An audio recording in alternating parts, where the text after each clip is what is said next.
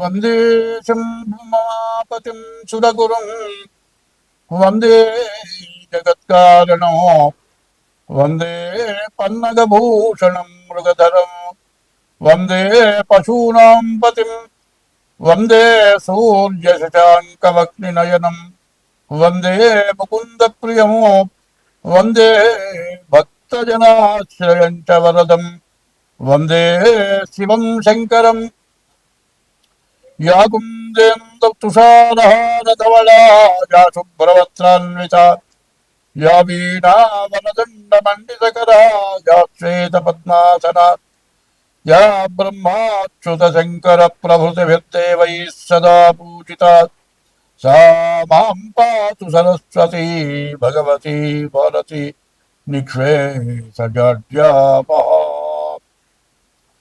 ఒక సూర్యుండు సమస్త జీవులకుటాను కొక్కడైతో పోలిక ఏదేముడు సర్వకాలము మహాలీలన్నజోత్పన్న జన్య కదంబంబుల హృత్సరోరుహములన్ నానావిధానూన రూపకుడై ఒప్పుచుయుండు అట్టి హరినే ప్రార్థ్యంతు సిద్ధుండనై. 25వ సంవత్సరం నవంబర్ నెల 9వ రాశి ధనస్సు రాశి. ఈ ధనస్సు రాశికి అర్ధాష్టమ శని. మార్చి 30 నుంచి శని వల్ల చాలా కష్ట నష్టాలు బాగా ఎక్కువగా కనపడుతున్నాయి. మరి ద్వాదశంలో కుజుడు, అష్టమంలో గురువు, అర్ధాష్టమంలో శని. ఏమి బాధలో చెప్పడానికి వీలుగానటువంటి బాధలున్నా కూడా ఈ ధనస్సు రాశి వాళ్ళకి కనపడుతున్నాయి. ఈ ధనస్సు రాశి వాళ్ళు 2 సంవత్సరాలు 6 మాసాలు శని బాగుండకపోవడం చేత చాలా కష్టాలు కనబడుతూ ఉన్నాయి. మీ డేట్ ఆఫ్ బర్త్ ద్వారా తప్పనిసరిగా మీ జాతకం చూపించుకోవడం చాలా అవసరం. ప్రతిరోజు కూడా శివాలయాలకు వెళ్ళి శివుడికి ప్రదక్షిణ చేసి సోమవారం శివుడికి అభిషేకం చేయించుకుంటూ ప్రతిరోజు కూడా మాదేడు దారాలు తీసుకొని వెళ్ళి ఈశ్వరుడికి వెళ్ళి శనివారం శనికి అభిషేకం చేయించుకోండి. ఇట్లా చేస్తేనే మీరు బాధ లేకుండా బయటపడతారు. ఇప్పుడున్న పరిస్థితి ఏమిటంటే ఎప్పటి నుంచో కష్టపడి సంపాదించిన మొత్తం ఈ 2 సంవత్సరాల లోపల మొత్తం ధ్వంసం అయిపోయి క్రీడా ప్లాట్ఫారానికి వచ్చే పరిస్థితి కనబడుతుంది. మీరు దీని నుంచి బయటపడాలి అంటే మీ డేట్ ఆఫ్ బర్త్ ద్వారా జాతకం చూపించుకోండి. ఇది కాక బియ్యపు రవ్వ పంచదార కలిపి మట్టి నేలల్లో కానీ పుట్టల దగ్గర కానీ వేయండి. తర్వాత ఎవరికైనా అన్నదానం చేయండి. ఆవుకి ఆహారం పెట్టండి. ఉదయం, మధ్యాహ్నం, సాయంత్రం సూర్యుడికి నమస్కారం చేయండి. ఇట్లా చేస్తూ ఉంటే కానీ మీరు అన్ని విధాలా బాగుపడటం జరగదు. బాగుపడాలని ఉద్దేశం ఉంటే ఉండదని కాదు, గుర్తు పెట్టుకోవాలి. ఏదో చెప్పాళ్లే ఈ చెబుతో విని ఈ చెబుతో వదిలేయటం కాదు. ఇది గట్టిగా గుర్తుపెట్టుకుంటే నేను చెప్పిన విధంగా మీరు అనుసరిస్తే మీరు నష్టపడకుండా బయటపడతారు. అయితే కొద్ది గొప్ప నష్టం ఉంటుంది, కష్టం ఉంటుంది, బాధలు ఉంటాయి. ఎందుకంటే అనారోగ్య సమస్యలు ఉంటాయి. తర్వాత ఎవరికైనా మీరు డబ్బులు ఇస్తే తిరిగి రావు. ఎవరికైనా రిజిస్ట్రేషన్లకి సాక్ష్య సంతకాలు పెడితే దొంగ రిజిస్ట్రేషన్లు అయితే మీరు జైలు పోవాలి. ఎవరైనా చీటీ పాటలకెల్లా హామీ ఉంటే వాడు ఎగ్గొట్టుకు వెళ్ళిపోతే మీరు కట్టాలి. ఈ అర్ధాష్టమ శని చాలా కష్టతరమైనటువంటి స్థితిలో ఉన్నారు. కాబట్టి ఈ రసవాళ్ళు డేట్ ఆఫ్ బర్త్ ద్వారా కానీ హస్త సాముద్రిక ద్వారా కానీ మా నెంబర్కి ఫోన్ చేసి జాతకం చూపించుకుంటే చాలా మంచిది అని చెబుతున్నాను. దీన్ని మర్చిపోవద్దు, ఒళ్ళు దగ్గర పెట్టుకొని ఉండండి. మీకు అన్ని విధాలా బాగుంటుంది. స్వస్తి. ఈ సంవత్సరం మొత్తంలో ఇబ్బంది పడేవాడు, బాధపడేవాడు ఎవడు లేడు.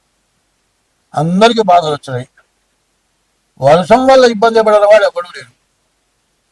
ఉద్యోగం అంటే గవర్నమెంట్ ఉద్యోగం కానీ ఏ ఉద్యోగం అయినా కానీ బండి మీద కానీ 2 వీలర్ మీద కానీ 4 వీలర్ మీద కానీ పోతూ ఉంటే డ్రైనేజ్ పొంగి కార్లు మునిగిపోయి, కార్లు ఇంజన్లు పాడైపోయి, కార్లు వరదల్లో కొట్టుకుపోయి ఇబ్బంది పడేవాళ్ళు ఉన్నారు. సరే, నడిచిపోయే వాళ్ళ బతుకు చెప్పక్కర్లా. కూలి పనో ప్రైవేట్ జాబులు చేసుకునే వాళ్ళ పరిస్థితి చెప్పలేం అవసరంలా.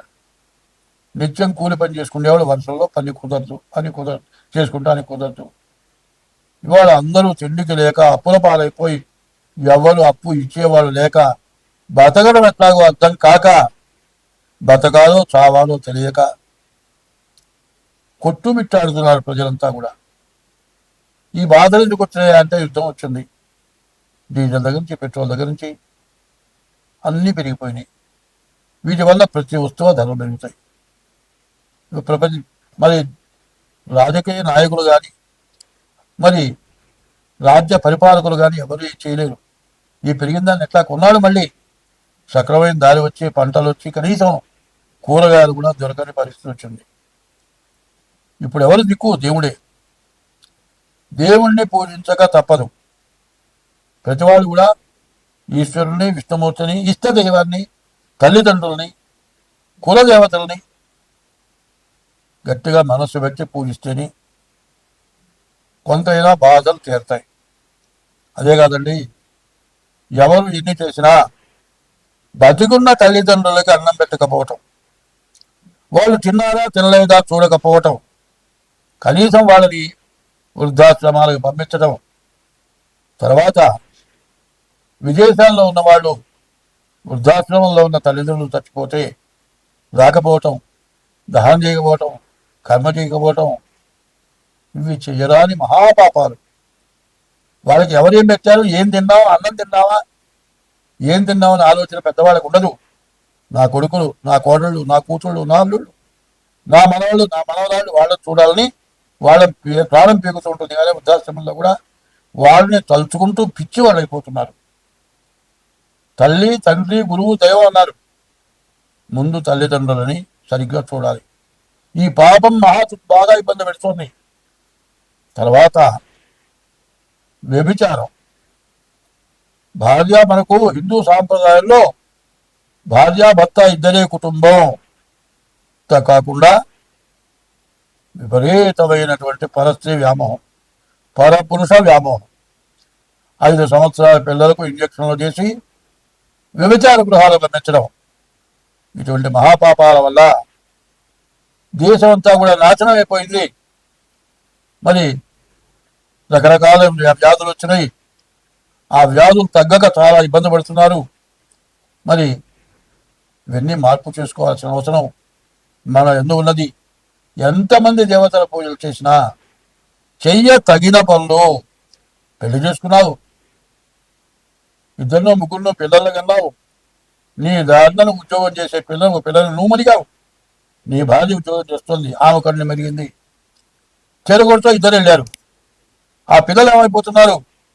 తల్లిదండ్రులు, అమ్మమ్మ తాతో, నాయనమ్మ తాతో కొన్నాళ్ళ పాటు వాళ్ళు ఉంటే చూస్తారు. వాళ్ళు లేకపోతే ఆ పిల్లల గతి అనాథ శరణాలయం.